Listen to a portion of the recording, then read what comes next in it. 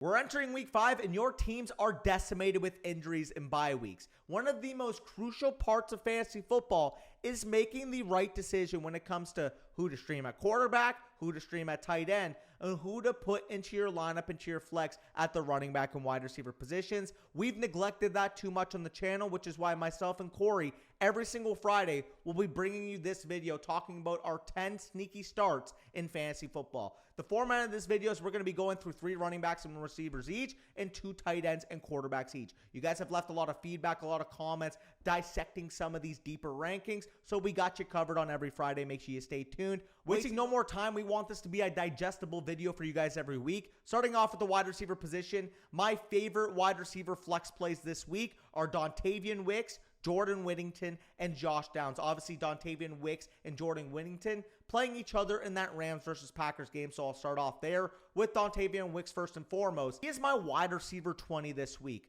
I am absolutely all in on Dontavian Wicks. You guys are going to see more on that in tomorrow's video, but when it comes to Wicks, the Rams cornerbacks have struggled all season, and this is the 3rd highest over-under game of the entire slate, 2nd highest projected pace, and we saw Dontavian Wicks command 13 targets in the first game back for Jordan Love. No Christian Watson incoming this week. I expect Wicks to continue on that rocket ship trajectory he is currently on. And same goes for Jordan Whittington. I think he's a very sneaky start this week. Obviously, we know no Puka Nacua, no Cooper Kupp going to be in the lineup this week. And we saw last week Jordan Whittington up his route share on the team to 97% of the team routes. Stylistically, he really profiles to be the Puka Nacua, the Cooper Kupp of this offense in their absence. So for me, when I'm looking at Jordan Whittington, I am comfortable starting him with wide receiver 45 plus expectations. Again, if you're in a deep league, flex league, that could work into your first or second flex spot, and he's a guy I feel very confident in. We trust Matthew Stafford. Just mentioned the pace of the game. Obviously, very good matchup as well, as you guys would have seen on the screen.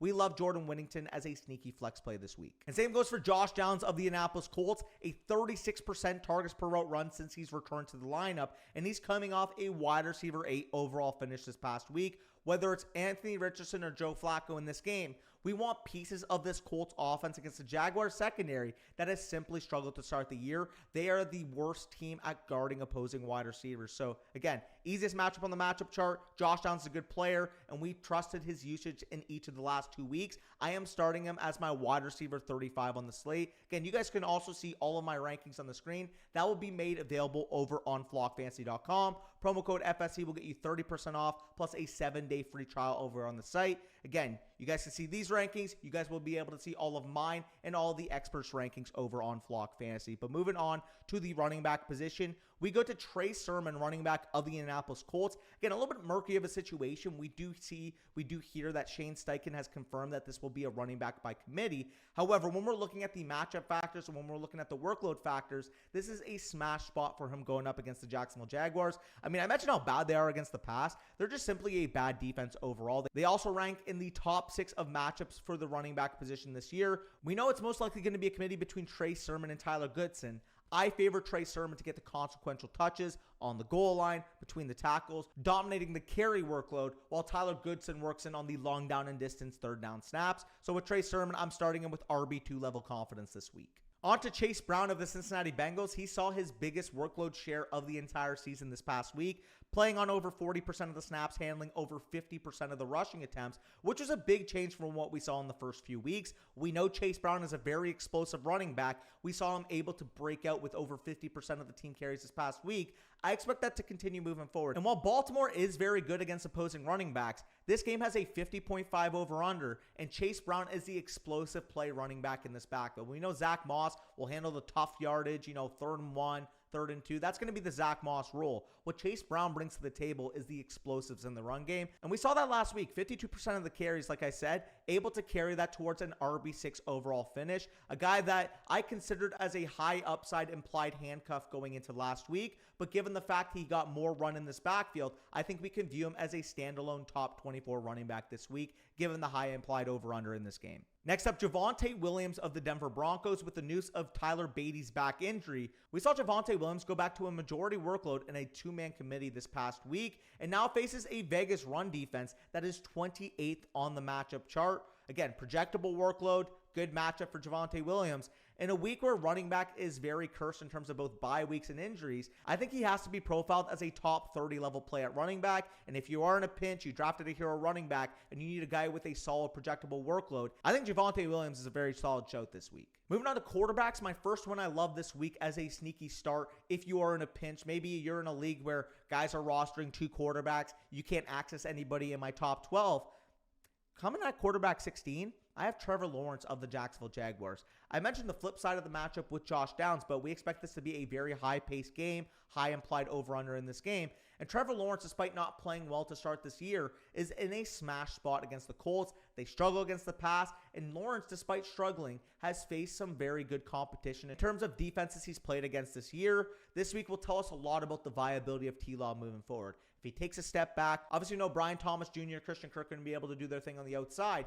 If we see Trevor Lawrence get back to last year's play, 22 play, it would happen this week against the Colts. Again, this will tell us a lot about Trevor Lawrence, where if he doesn't go off in this game, I don't think there's going to be a game rest of the season that he will go off. So if you are in a pinch, you are desperate, I know it is gross. He's my quarterback 16 on the week, and I feel semi-confident in him being able to take advantage over a very good Colts matchup. And keeping the gross theme, we go over to Deshaun Watson of the Cleveland Browns. Listen, guys, you don't have to go in the comments and say, how can you have Deshaun Watson here? This Browns offense sucks. Deshaun Watson's look bad. Like, I get the whole 9 yards. I understand it doesn't feel good putting this guy into your lineup. However, when you're looking at the overall peripherals of the situation, this is as good of a spot as Deshaun Watson will have for the rest of the season. Washington is the second easiest matchup for opposing quarterbacks on the matchup chart. And although he hasn't been putting up the numbers this year, they've quietly thrown the ball in Cleveland, and he's missed Amari Cooper down the field by this much on a numerous amount of plays so far this year. When we're looking at the overall situation for Deshaun Watson, great matchup. We know Amari Cooper's got an advantageous matchup on the outside as well. 31st is where the Washington cornerbacks rank on the matchup chart. You got to plug your nose. You got to put him in your lineup. Again, he's my quarterback 17 on the week. I don't expect him to go out there and be the quarterback 1 overall. But if you are desperate, like I said, and the top 12 quarterbacks are owned, I think he is a fine option to stream. Again, your league mates may make fun of you because he hasn't played well this year, but this is the spot for Deshaun Watson to bounce back. And then finally, moving to tight ends, we start off with Ty Conklin of the New York Jets. Elite tight end usage for Conklin so far this year. And this is a matchup where the perimeter wide receivers for the Jets may struggle to create consistent separation against these Vikings DBs. We expect shadow coverage from Stephon Gilmore over on Garrett Wilson. Stephon Gilmore, I got to give his flowers. He's been one of the better performing cornerbacks in the entirety of the NFL so far this year. And as we've seen in the first little sample of the season, Garrett Wilson, when he's faced against top cover corners, has simply not been able to get the job done. I expect much of the same when it comes to the rest of the Jets receiving core, leaving Ty Conklin to have a sneaky smash spot. Again, it is a gross situation. London game, 9:30. You probably don't even want to wake up to watch this game. However, knowing the circumstances and knowing that Ty Conklin actually has a demonstrative ceiling. We saw that in week 3 in a game where he actually had over 14 PPR points.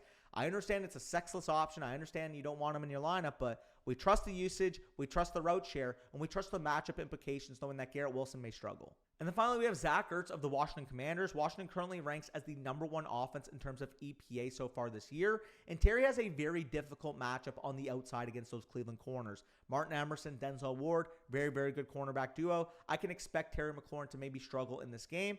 I understand it's gross. I understand Zach Ertz is not the sexiest option in the world, similar to Ty Conklin. However, when you're looking at the usage, he's playing 80+% of the routes on such a high-performing offense so far, and he's quietly been the tight end 14 in fantasy so far this year. So again, plug your nose, put him in your lineup. This is a position that's been decimated so far this year. No real standouts at the tight end position. I think you have a very safe floor here, knowing that Zach Ertz is playing so many routes on this offense and knowing that Terry McLaurin has a tough matchup on the outside. But if you guys enjoyed, make sure you leave a like down below. All of the ranking screenshots as well as matchup info is available over on flockfantasy.com. Promo code FSE, 30% off of any site-wide package, as well as a 7-day free trial. Again, I took snippets of my rankings over on the site. If you guys go over to the site, you'll see my full quarterbacks, running backs, wide receivers, and tight ends that are updated on a week-to-week basis to help you guys secure those championships. But with that being said, peace out. I'll see you tomorrow when it comes to the wide receiver rankings video.